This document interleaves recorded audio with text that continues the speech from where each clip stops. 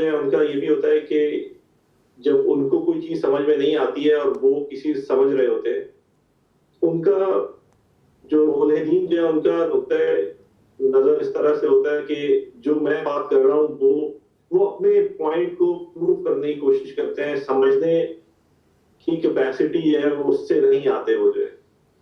تو یہاں پر جو یہ آدمی کی اپنی جو وہ ہے، اب اس کو کیا ایگو کہیں گے یا کیا، کہ اگر میں نے میرا آرگیومنٹ جو ہے وہ میں پہلے سے سوچ کے رکھا ہوا ہے کہ اگر وہ یہ کہے گا تو میں یہ کہوں گا، یہ کہے گا تو یہ کہوں گا، تو اس کا بھی کچھ عمل دخل اس میں ہے. ہو جاتا ہے. لیکن ہم جتنے بھی ملحدین ہیں، جتنے بھی، وہ خدا کے منکر ہیں یا مذاق اڑانے والے ہیں، ہم نے ان کے اس خراب رویے سے قطع نظر کرتے ہوئے ان تک حقیقت پہنچانی. بس اتنی بات. کبھی بھی اپنی لیمٹس کو کراس نہیں کرنا. ہم نے حکمت کے ساتھ انہیں بلانا ہے، پکارنا ہے، دعوت دینی ہے کہ یہ تمہارا پروردگار ہے، اس کے راستے پہ چلو، تمہارے بھائی ہو، ہم تمہاری خیر خواہی چاہتے ہیں. کوئی صورت نہیں ہے کہ ہم ان سے نفرت کریں، ان سے بیزاری.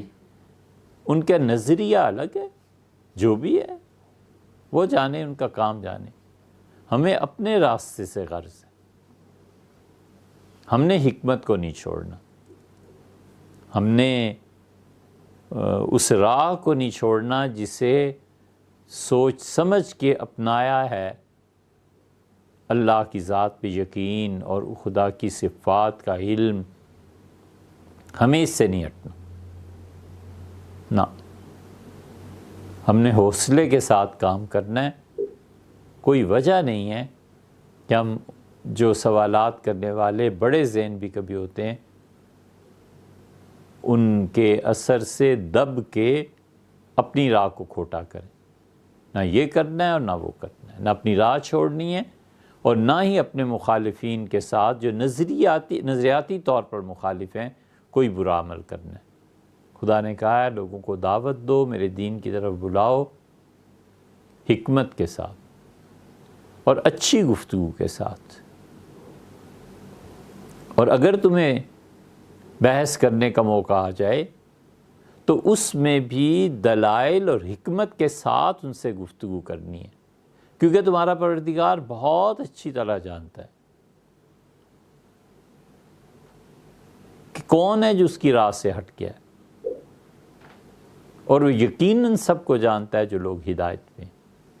تمہارے پاس سوائے اس کے کوئی چارہ کار نہیں ہے کہ ہم گفتگو کریں تو دلائل کے ساتھ کریں، حکمت پہ مبنی باتیں کریں، اور اگر کہیں تلخ کلامی کی نوبت آ جائے تو اپنے آپ کو تلخ کلامی سے بچا کر بہت ٹھنڈے طریقے پر ان کی بات سن کے انہیں دعوت دیں اور ان کے لیے دعا بھی مانگیں.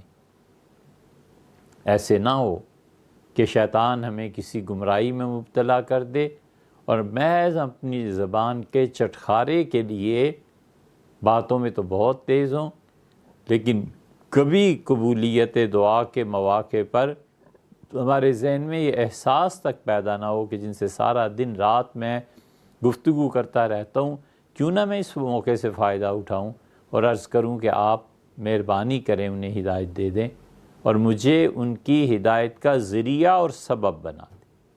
یہ کام کرنے کی.